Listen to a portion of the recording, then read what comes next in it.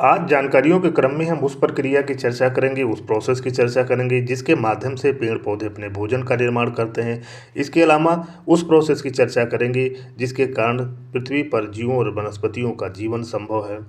तो आज चर्चा होगी प्रकाश संश्लेषण की, फोटोसिंथेसिस प्रक्रिया की। प्रकाश संश्लेषण देखा जाए तो एक जैव रासायनिक प्रक्रिया है, बायोकेमिकल प्रोसेस है, जिसमें जो हरे पेड़ पौधे होते हैं या शैवाल होते हैं और कुछ बैक्टीरिया सूर्य के प्रकाश यानी सनलाइट का उपयोग करके अपना भोजन बनाते हैं। प्रकाश संश्लेषण प्रक्रिया में क्लोरोफिल तथा सनलाइट की महत्वपूर्ण भूमिका होती है। तो इस तरीके से हम देखते हैं कि प्रकाश संश्लेषण क्रिया फोटोसिंथेसिस की प्रक्रिया के द्वारा ही पेड़ पौधे अपने भोजन का निर्माण करते हैं। और जैसा हम लोग जानते हैं कि सभी जीव जंतु प्रत्यक्ष या अप्रत्यक्ष यानी डायरेक्ट या इनडायरेक्ट रूप से पेड़ पौधों पर ही निर्भर हैं। यदि पेड़ पौधों की फोटोसिंथेसिस क्रिया को बाधित कर दिया जाए तो पेड़ पौधों के साथ साथ जीवों का भी विनाश हो जाएगा, क्योंकि जहाँ प्रत्यक्ष या अप्रत्यक्ष रूप से पेड़ पौधे जीवों को भोजन उपलब्ध कराते हैं, वहीं ऑक्सीजन को भी उपलब्ध कराते हैं पेड़ पौधों के द्वारा ही, और ये फोटोसिंथेसिस प्रक्रिया के द्वारा ही ऑक्सीजन का उत्सर्जन होता है। तो प्रकाश संश्लेषण प्रक्रिया के लिए अगर हम देखें कि आवश्यक एलिमेंट्स क्या हैं, आवश्यक तत्व क्या हैं, तो सबसे पहले सनलाइट चाहिए। इसके अलावा कार्बन डाइऑक्साइड चाहिए, और पत्तियों की जो रंध्रों द्वारा ली जाती है जो कार्बन डाइऑक्साइड होती है, जो पत्तियों के रंध्र होते हैं उसके द्वारा कार्बन डाइऑक्साइड का अवशोषण किया जाता है। इसके अलावा जल जड़ों द्वारा पेड़ पौधे इकट्ठा करते हैं, लेते हैं। और क्लोरोफिल क्लोरोफिल के कारण पत्तियों का रंग जो होता है हरा होता है। तो मुख्य रूप से हम लोग कह सकते हैं कि तीन आवश्यक तत्वों के माध्यम से प्रकाश संश्लेषण की प्रक्रिया पूरा करते हैं। भोजन बनाने की प्रक्रिया पेड़ पौधे पूरा करते हैं, जिसमें सनलाइट है, कार्बन डाइऑक्साइड है और जल है। हरे पेड़ पौधे कार्बन डाइऑक्साइड और जल की सहायता से सूर्य के जो प्रकाश होता है, सनलाइट होता है, जो प्रकाशीय ऊर्जा होती है, उसको रासायनिक ऊर्जा में, केमिकल एनर्जी में बदलकर ग्लूकोज, और यानी जिसको हम लोग शर्करा भी कह सकते हैं, का निर्माण करते हैं तथा ऑक्सीजन को वायुमंडल में, एटमॉस्फेयर में छोड़ते हैं। तो भोजन निर्माण के साथ साथ, अपने भोजन प्रक्रिया निर्माण के साथ साथ ये ऑक्सीजन को भी वायुमंडल में छोड़ते हैं फोटोसिंथेसिस प्रक्रिया के माध्यम से। प्रकाश संश्लेषण की प्रक्रिया पौधों की जो हरी पत्तियां होती हैं, विशेष रूप से जो क्लोरोप्लास्ट होता है, हरित लवक होता है, इसी में होती है। जो पत्तियों का हरित लवक होता है या क्लोरोप्लास्ट में ही होता है। क्लोरोप्लास्ट में उपस्थित हरा वर्णक जो होता है, जिसको हम लोग क्लोरोफिल कहते हैं, सूर्य की रोशनी को अवशोषित करता है। तो चित्र में दिख रहे जो रासायनिक समीकरण है, इसके माध्यम से हम फोटोसिंथेसिस प्रक्रिया को समझ सकते हैं कि कार्बन डाइऑक्साइड, ऑक्सीजन और सनलाइट क्लोरोफिल की उपस्थिति में किस प्रकार के ग्लूकोज और ऑक्सीजन का निर्माण करते हैं।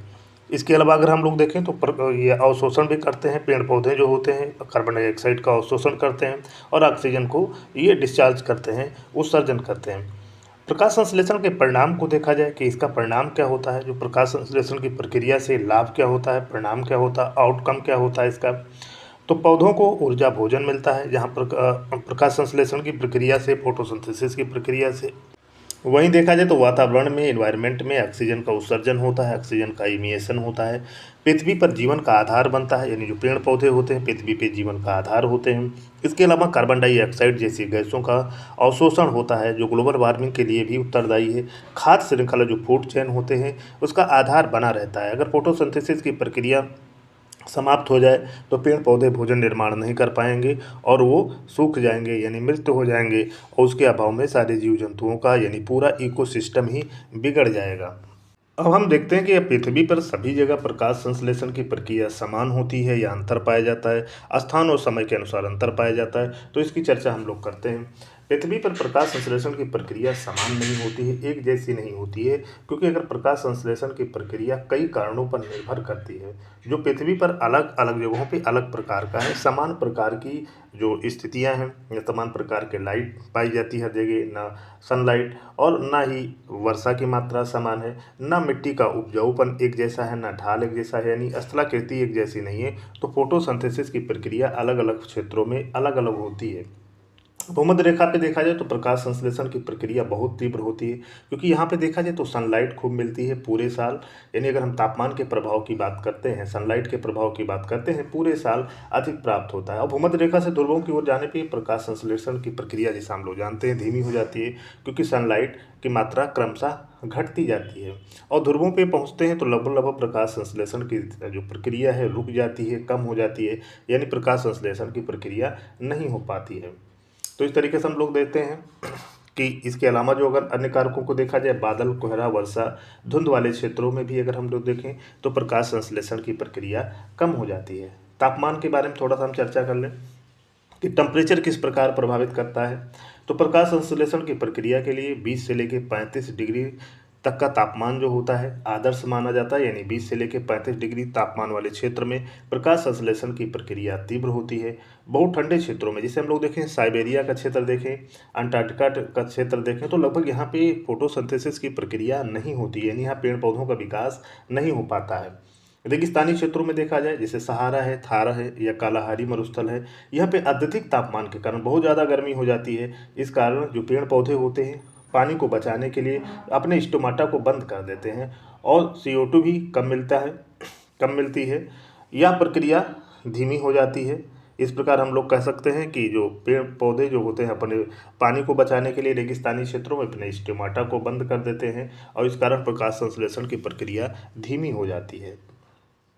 इसके अलावा जल की उपलब्धता देखा जाए, अगर जल की उपलब्धता कहीं पे ज़्यादा होगी तो प्रकाश संश्लेषण की प्रक्रिया अधिक होगी।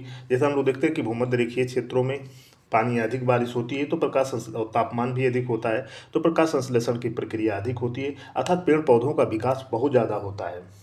जैसे भूमध्य रेखीय क्षेत्र में हम आपको बता दूँ, जैसा हम लोग देखते हैं अमेजन वन वाला क्षेत्र देख सकते हैं, कांगो वन देख सकते हैं, इंडो मलेशियन क्षेत्र देख सकते हैं, ये भूमध्य रेखा के आसपास है। यहाँ पे तापमान के साथ साथ पानी भी ढेर सारा मिलता है, यानी रोज़ लगभग बारिश होती है और पूरे साल गर्मी बनी रहती है। इसलिए यहाँ देखेंगे पेड़ पौधों का विकास अधिक हुआ है, क्योंकि प्रकाश संश्लेषण की प्रक्रिया तीव्र होती है और जब तीव्र होती है तो भोजन का निर्माण तेजी से होता है और पेड़ पौधों का विकास अधिक होता है। लेकिन शुष्क क्षेत्रों में जाएंगे, जो रेगिस्तानी क्षेत्र हैं, वहाँ प्रकाश संश्लेषण की प्रक्रिया धीमी होती है, जल की उपलब्धता कम होती है और पेड़ पौधों का विकास बहुत ही कम होता है।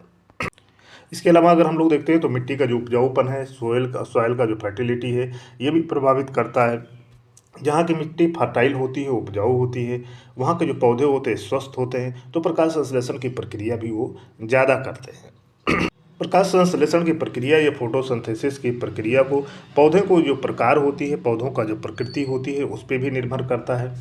जैसा हम लोग जानते हैं कि जैसे C3 जो पौधे के प्रकार होते हैं, जैसे मटर, गेहूं या चना होता है, ये इसमें जो होता है ये मध्यम जलवायु वाला क्षेत्र यानी कम तापमान वाले क्षेत्र में भी प्रकाश संश्लेषण की प्रक्रिया अधिक करते हैं, अधिक विकास करते हैं। लेकिन जो C4 टाइप के हैं, जैसे गन्ना है, मक्का है, रबर है, चाय है, ये गर्म क्षेत्रों में भी जो जहाँ पे गर्म क्षेत्र हैं, यहाँ इन पौधों की प्रकाश संश्लेषण की प्रक्रिया अधिक होती है। इसीलिए हम लोग देखते हैं जो गन्ना है, मक्का, रबर, चाय, ये उष्णकटिबंधीय क्षेत्र जो ट्रॉपिकल रीजन होते हैं, वहाँ पे इनका खेती अधिक होती है, इनका विकास अधिक होता है। एक होता है CAM पौधे, जिनको हम लोग रेगिस्तानी पौधे कह सकते हैं, जैसे कैक्टस है। ये पौधे जो रेगिस्तानी होते हैं, रात में जो होता है कार्बन डाइऑक्साइड लेते हैं और दिन में प्रकाश संश्लेषण की प्रक्रिया करते हैं, इसीलिए ये रेगिस्तानी क्षेत्रों में जीवित रहते हैं। तो एक अलग प्रकार की फोटोसिंथेसिस की प्रक्रिया होती है रेगिस्तानी क्षेत्रों में।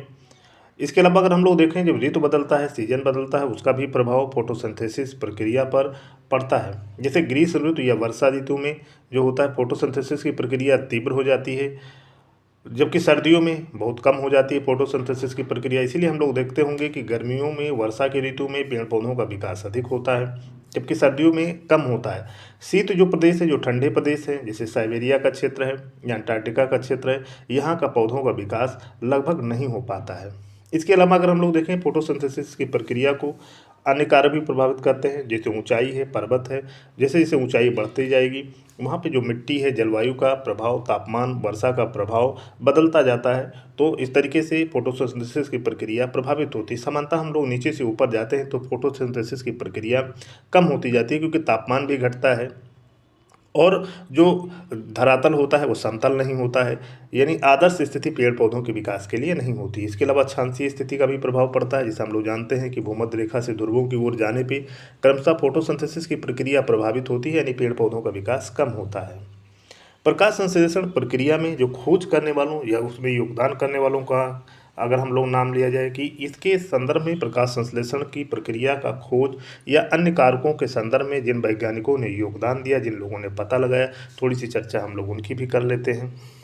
प्रकाश संश्लेषण की प्रक्रिया की देखा जाए, फोटोसिंथेसिस प्रक्रिया की जो खोज किया था उनका नाम था जॉन इंगेनहाउस, जो नीदरलैंड के थे। इनको प्रकाश संश्लेषण प्रक्रिया का जनक माना जाता है। इन्होंने ही सबसे पहले 1779 में 1779 में खोज किया था और सिद्ध किया था कि प्रकाश की उपस्थिति में हरे पेड़ पौधे ऑक्सीजन छोड़ते हैं। तो सबसे पहले इन्होंने ही बताया था जॉन इंगेनहाउस।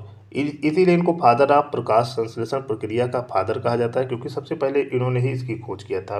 अन्य वैज्ञानिकों के योगदान को अगर हम देखें तो जो प्रिस्टले थे, जो ब्रिटेन के थे, 1772 में सिद्ध किया कि पौधे हवा को शुद्ध करते हैं और इन्होंने ही ऑक्सीजन की खोज भी की थी। इसके अलावा एक स्टीफन हेल्स थे, ये भी ब्रिटेन के थे। इन्होंने 1772 में बताया कि जो पत्तियां होती हैं हवा से भोजन ग्रहण करती हैं और इसमें प्रकाश की भूमिका महत्वपूर्ण होती है। इसके अलावा अन्य वैज्ञानिकों की अगर बात किया जाए तो जूलियस वान सैक्स हैं, ये जर्मनी के वैज्ञानिक हैं। इन्होंने दर्शाया कि क्लोरोप्लास्ट में स्टार्च प्रकाश के प्रभाव से बनता है। एक चर्चा कभी होती है आप लोग से क्लोरोफिल की।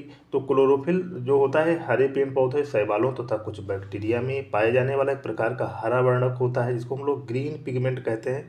क्योंकि क्लोरोफिल के कारण ही पत्तियों का जो रंग होता है वो हरा होता है और क्लोरोफिल सूर्य के प्रकाश के को अवशोषण करने का काम करते हैं। तो क्लोरोफिल की ज़रूरत होती है प्रकाश संश्लेषण की प्रक्रिया में।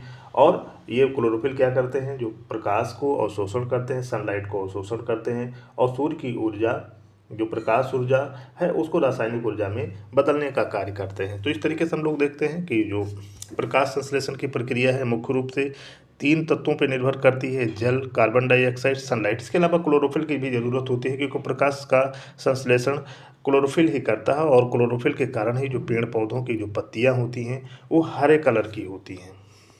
तो आज आप लोग से जो चर्चा की गई प्रकाश संश्लेषण प्रक्रिया के बारे में, फोटोसिंथेसिस की प्रक्रिया के बारे में, जिसके माध्यम से पेड़ पौधे अपने भोजन का निर्माण करते हैं। और जैसा हम लोग जानते हैं कि प्रत्यक्ष या अप्रत्यक्ष रूप से सभी जीव जंतु पेड़ पौधों पे ही निर्भर हैं। अर्थात अगर फोटोसिंथेसिस की प्रक्रिया बाधित होती है, नहीं होती, तो पेड़ पौधों के साथ साथ जीवों वनस्पतियों का भी विकास पृथ्वी पर संभव नहीं होगा।